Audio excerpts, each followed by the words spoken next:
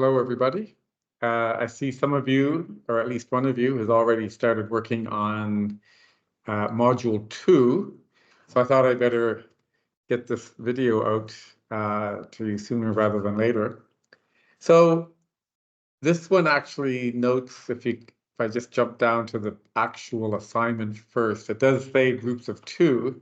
So most of you have written to me saying that you would prefer to do this on your own, although I do note that at least 2 of you are going to work together. So that's perfectly fine.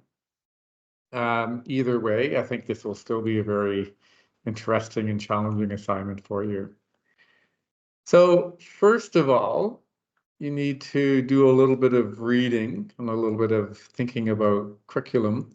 So there's basically 3 readings here. And by the way, I'm using a new tool here, so I jump around a bit, and if it doesn't work so well, hopefully you can excuse me for that. So let me share.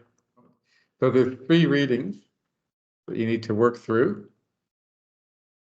One talks about philosophy within curriculum design, or philosophy as a basis for curriculum decisions.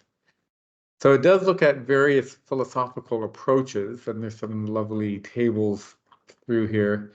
But what it's really getting at is, what is your own sort of philosophy of teaching? And that's what you really need to think about. There's different approaches, philosophical approaches to curriculum design, and some of these tables will really help you work through that.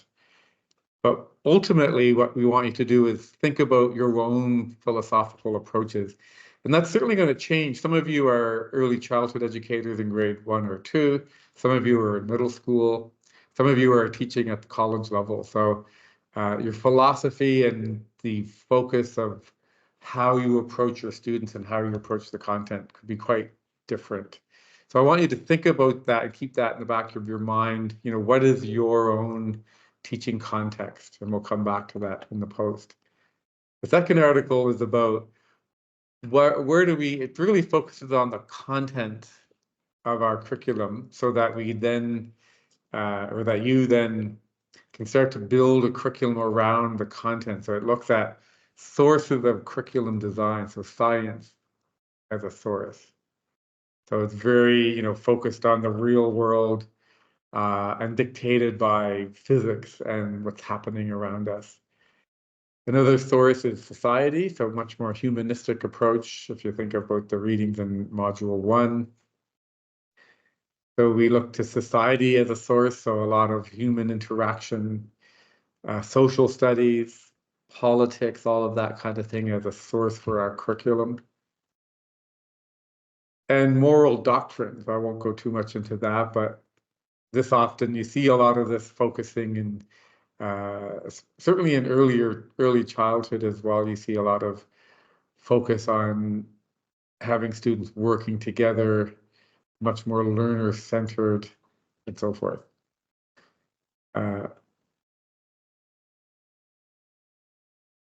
Knowledge as a source, the learner as a source. So it goes through a variety of different sources of content, and where do we draw upon for that? Then it takes you to 5 preschool curriculum, different styles. So again, if you're an early childhood educator, you'll probably be much more familiar with these than someone who maybe teaches in high school. Looks at, I think it's listed right up at the top here, Swedish national curriculum. Looks at the Tiwariki, which is from New Zealand, Reggio Emilia from Italy, but it's very popular in the US. Experiential education, drawing from David Kolb's work, and so forth. So this helps to tie together that sort of philosophical approach and the sources of content. So then you think about all of that, and let me change. So then you come to the the discussion forum. I keep saying blog post because they call it a blog post, but it's actually a discussion post. And it talks about this visual representation. So the description is, to me, a little vague. What I see this as is, think of it as a flow chart. I want you to be able to think about your own context. That should be present And for this to be really relevant to you, I want you to think about where do you teach? What level are you teaching at? And then drawing from those 3 articles, what do you draw upon? Give us a sense of your own sort of philosophical approach. And I'm sure that will be partially dictated by the context of your teaching.